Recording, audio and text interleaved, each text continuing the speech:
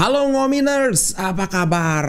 Wah, kembali kita berjumpa di Ngomin. Jangan lupa besok dini hari itu pertandingan super penting antara Inter lawan Roma. Sebelumnya aku sangat pede nih, Inter. Wah, pasti bisa, pelatih barulah, inilah itu. Tapi kemarin itu Cagliari dibantai 4-0 sama Roma. Wah, tapi tenang. Mungkin ada sedikit kekhawatiran, tapi di balik itu juga ada harapan. Apa harapannya nanti aku bahas. Sebelumnya kita bahas berita global dulu. Yang pertama, ini kawan-kawan pasti sudah banyak yang dengar blue card. Wih, kartu biru. Nah, apa sih kartu biru ini? Pada dasarnya kartu biru ini adalah lebih berat daripada kartu kuning, lebih ringan dibandingkan kartu merah. Tentu saja ya untuk pelanggaran berat, kemudian pelanggaran yang mencegah kesempatan untuk mencetak gol, kemudian misalnya membahayakan ofisial dan sebagainya. Ya intinya itu lebih berat daripada kartu kuning, tapi tidak lebih tapi lebih ringan daripada kartu merah. Apa realistisnya itu adalah pemain harus meninggalkan lapangan selama 10 menit. Nah, ini yang unik. 10 menit. Aku mau bahas sedikit ya. Apakah ini akan jadi sebuah hal yang bagus atau enggak? Aku justru khawatir. Kenapa? Pertama, ini tentu saja bisa merusak tempo permainan bagi mereka yang kena blue card ini, itu sudah jelas. Tapi concernku lebih ke jalannya pertandingan secara overall.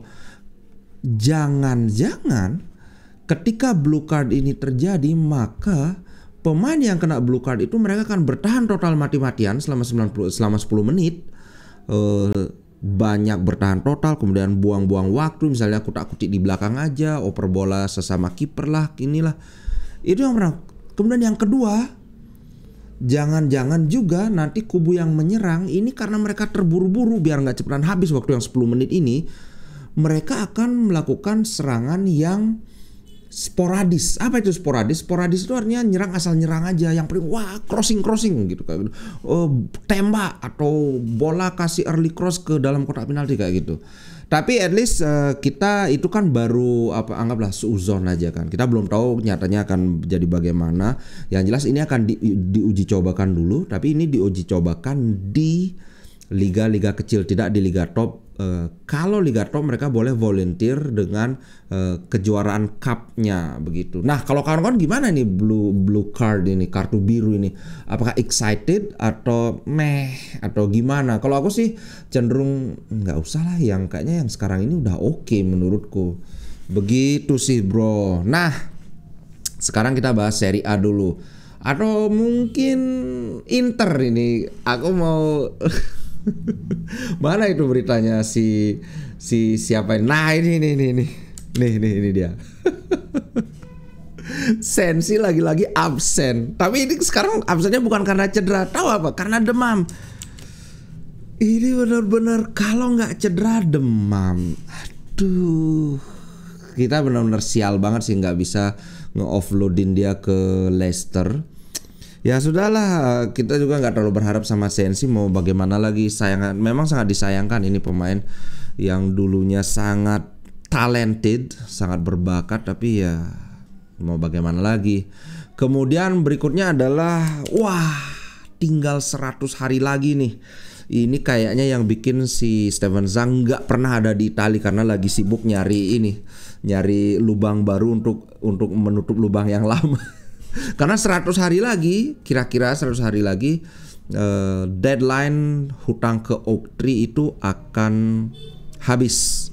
Nah, tentu saja Suning seperti yang aku bilang sebelumnya bahwa mereka sangat ingin mencatatkan diri dalam sejarah Inter bahwa aku loh yang ngebawa Inter mendapatkan bintang 2. Tapi mau bagaimana lagi, sebelum kompetisi ini berakhir itu sudah akan jatuh tempo. Antara mereka bisa berhasil nego dengan Oaktree untuk perpanjang, atau Oaktree tenang, ini aku sudah bilang bahwa ada klausul yang meringankan Suning. Kalau Oaktree memang ingin mengambil alih secara total, mereka pada intinya harus menambah duit ke Suning, yaitu sekitar 200 juta kalau Inter itu dihargai 1,2 miliar euro. Itu Ngomong-ngomong, kalau ada anak-anak Milan yang ngejekin, wah punya utang nggak bisa bayar, suruh mereka ngaca. Karena kalau itu sampai terjadi, ini baru kalau loh.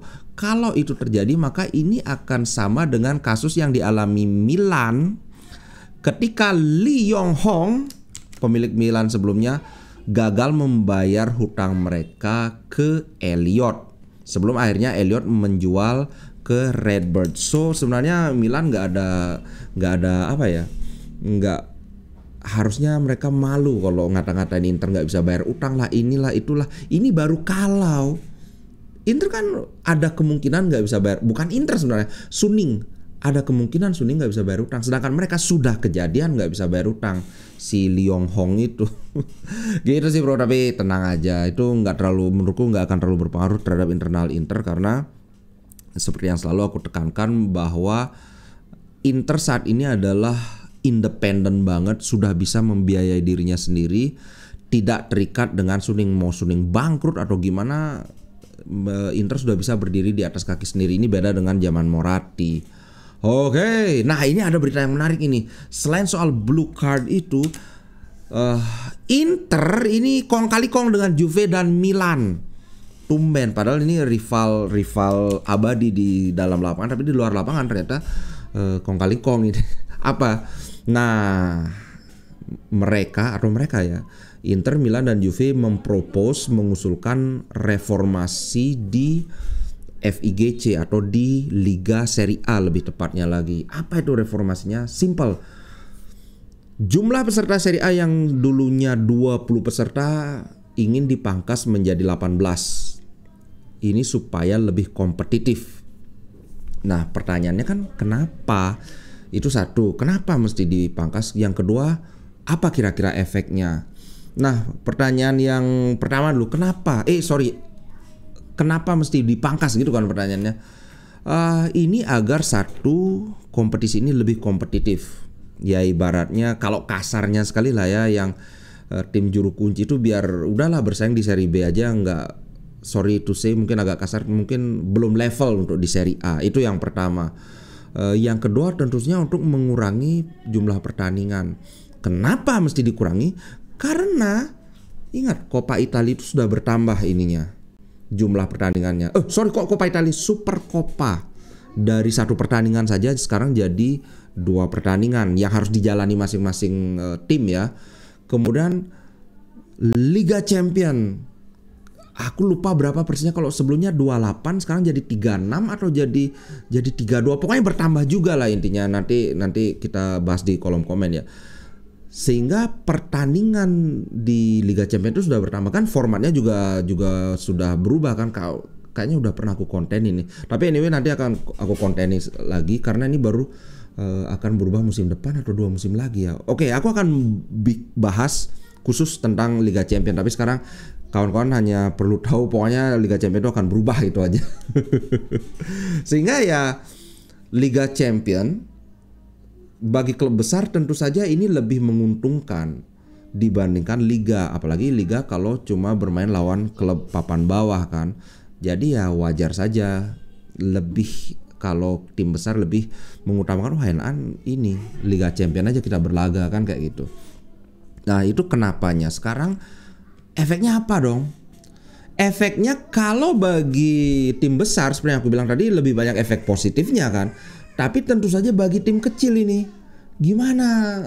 Sebelumnya hanya ada 20 peserta, sekarang hanya 18. Berarti di masa ketika ini mulai diterapkan, kalau sebelumnya itu ada 4 yang degradasi tim, berarti harus ditambah 2. Berarti akan ada 6 tim yang degradasi. Tentunya mereka pasti tidak mendukung ini. Klub-klub kecil pasti tidak mendukung. Cuman aku sih cenderung mendukung, karena sekarang sistem seperti ini sudah dijalankan oleh Liga Jerman. Ini bahkan sudah sejak lama, dan kemudian Liga Prancis juga mulai musim ini mereka juga sudah hanya 18 saja pesertanya. Begitu. Kalau kawan-kawan gimana ini tentang tentang jumlah yang dipangkas jadi 18 nih? Kalau aku sih cenderung setuju. Coba di kolom komen kita bahas ya. Alright, nah sekarang sebelum kita bahas pertandingan Inter lawan Roma, ini dulu nih, Fenerbahce kok apa? Taremi gitu. Fenerbahce mencoba membajak Taremi.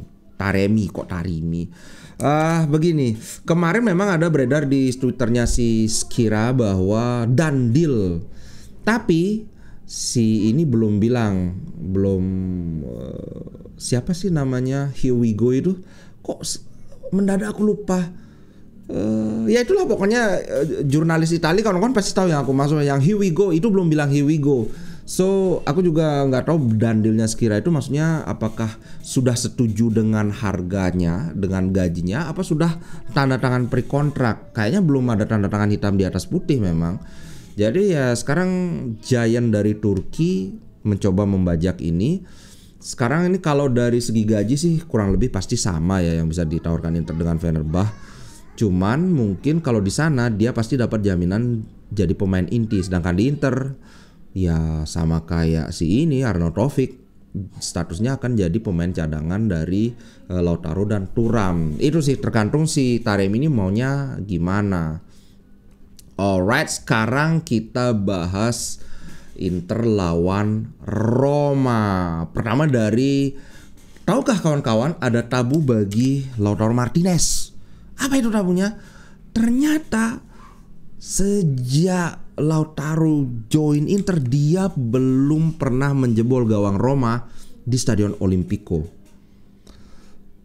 Bahkan dia menjebol gawang Roma itu cuma sekali doang di tahun 2022. Tepatnya waktu itu kita menang 3-1 tanggal 23 April di 2 tahun lalu. Ini saja dia bisa menjebol gawang Roma dan itu terjadi di Stadion Giuseppe Meazza. Nah, melihat penampilan Lautaro belakangan yang memang menggila banget, ada kemungkinan tabu ini akan berhasil dipecahkan. Aku harap sih begitu. Karena begini, kawan-kawan kalau ngelihat Inter mainnya bagus ini karena kita mainnya cuma seminggu sekali. Ketika kita bermain cuma seminggu sekali, dalam latihan itu Inzaghi bisa menerapkan lebih banyak coba-coba skema baru. Skema ini maksudnya begini, formasinya tetap 3-5-2 tapi kombinasi yang baru. Kalau kawan-kawan lihat nggak kemarin lawan Juventus, gimana ceritanya Di Marco itu dari belakang itu dia maju bukan ke depan tapi diagonal. Bahkan sampai kita lupa soal Di Marco itu karena prosesnya ada di tempat lain. Tahu-tahu Di Marco ada di kanan, di sayap kanan.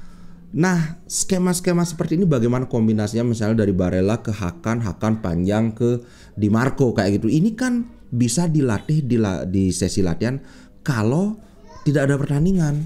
Jadi ada banyak, wah ini bagus nih kombinasinya, kita coba. Begitu bro. Makanya kalau kita mainnya cuma sekali seminggu, mungkin kita waduh kangen nih lihat Inter main. Itu mungkin yang agak terasa kurang. Tapi di sisi lain mereka bisa mempersiapkan senjata-senjata aneh-aneh yang lebih mematikan lagi gitu sih bro. Kalau Roma, nah aku sempat tadi bahas di depan bahwa mulai khawatir nih karena Roma gila-gilaan mainnya. 4-0 Pak. Sebelumnya 1-0, sebelumnya 2-1 sampai lawan Al Sabab aja 2-1 juga. Tapi yang aku sudah pernah bahas ya, aku nggak akan tunjukkan lagi, tapi aku inikan aja, ulas dikit aja. Di pertandingan-pertandingan yang berakhir 2-1 untuk Roma itu, rata-rata Roma menguasai bola itu lebih dari 60%. Tapi peluangnya sedikit. Nah, kemudian saat lawan Cagliari itu terbalik. Penguasaan bola Roma itu cuma 52 apa 54 berapa. Tapi peluang mereka banyak sekali, kalau nggak salah berapa 17 apa 15 begitu. Nah, tampaknya kalau aku kan cuma bisa melihat highlightnya Roma saja, aku nggak nonton pertandingannya. Tampaknya yang terjadi adalah sebelumnya mereka masih mencari cara bagaimana caranya mendominasi pertandingan. Tentu ketika kita bicara mendominasi pertandingan, hal pertama yang terpikirkan itu adalah jangan sampai kehilangan bola. Nah, gimana caranya nggak kehilangan bola? Lebih banyak melakukan umpan-umpan aman, entah umpan yang horizontal ke kiri atau ke kanan atau ke belakang sambil mencari-cari skema. Nah, mungkin pas lawan Cagliari ini mulai ketemu nih celahnya. Oh, ketika kita umpan kiri kanan, di situ ada celah, langsung ke depan. Mungkin loh ya. Nah, aku bilang itu yang agak mengkhawatirkan, artinya mereka sekarang mulai lebih berbahaya. Tapi di sisi lain, Inter paling suka main lawan tim yang mainnya terbuka. Karena apa? Satu, Inter sangat percaya dengan kemampuan bertahan pemain-pemain bertahannya. Dua, Inter sangat bukan selalu tapi cenderung memainkan football yang lebih direct dibandingkan musim pertama Inzaghi. Nah, memang musuhnya direct football itu adalah pertahanan yang low block. Ini kenapa ketika lawan main low block, Hakan itu sering kayak mati kutu. Kenapa mati kutu? Hakan itu kan dia cenderung pingin ngirim bola ke depan. Sedangkan di depan itu terlalu ramai. Nah, ini kesulitan dia. Kalau ada Brozovic ya udah di depan nggak ada celah, bisa ke kiri, bisa ke kanan, kemana lah itu. Ini kalau posisi pemain Roma itu renggang, ini akan ada banyak celah bagi pemain untuk mengirim bola direct ke depan. So, menurutku skornya kemungkinan ini akan besar. Entah 2-0, 3-0 atau mungkin 3-1. Yang jelas Inter kemungkinan akan mencetak lebih dari 1 gol atau bahkan lebih dari 2 gol. Karena apa? Karena kedua-duanya sama-sama main terbuka. Sekarang kalau kita lihat prediksi starting line up ya, aku ambil dari bola.net ini. Roma mereka seperti biasa sudah full tim, kecuali tentu saja pemain yang cedera dari sebelumnya, yaitu Tammy Abraham, kemudian Smalling, Spinazzola. Masih ada Ndika yang ikut Piala Afrika. Sedangkan Inter lagi-lagi yang cedera cuma Cuadrado dan Fratesi. Kemarin ada kemungkinan Fratesi sudah bisa bermain tapi belum pasti juga. Tapi selain dari itu kita full tim. Maka menurutku kedua tim akan bisa memberikan permainan terbaiknya. Nggak kayak waktu Inter lawan Fiorentina kan. Waduh, Inter kayak gimana caranya biar nggak kecolongan aja gitu loh. Kalau dari head to head, dari 5 pertemuan terakhir itu Inter cuma kalah di kandang Inter sendiri di musim ini. Musim berapa ini? Musim 2022-2023 kayaknya. Tanggal 1 bulan 10. Ya betul, di musim lalu. Waktu itu memang Inter lagi ingat nggak, di Serie A kan memang agak-agak limbung kan. Selebihnya Inter menang. Tapi sebenarnya selama 14 laga terakhir itu Roma cuma menang sekali. Kalau itu kan kemarin tadi itu cuma lihat 5 pertandingan ke belakang. Tapi sebenarnya kalau ditarik ke 14 pertandingan ke belakang itu cuma itu aja menang Romanya. Kemudian kalau dari 5 pertandingan AS Roma terakhir, mereka kalah 2 kali, menang 3 kali. Kekalahan itu terjadi lawan Lazio yang bikin salah satu faktor yang bikin Mourinho dipecat. Kemudian lawan apa lagi ini? Lawan Milan, 2 pertandingan yang bikin Mourinho dipecat. Sedangkan Inter 5 pertandingan terakhir menang semua, tapi tidak semuanya terjadi di Serie A. Ada 2 yang terjadi di Supercoppa, yaitu lawan Napoli dan lawan lawan Lazio. So dari sini kelihatan Inter memang lebih stabil, tapi ya wajar aja, mereka kan baru ganti pelatih. Dan 2 kekalahan Roma itu didapat ketika mereka masih dilatih oleh Mourinho. Kalau di tangan De Rossi, Roma itu selalu menang.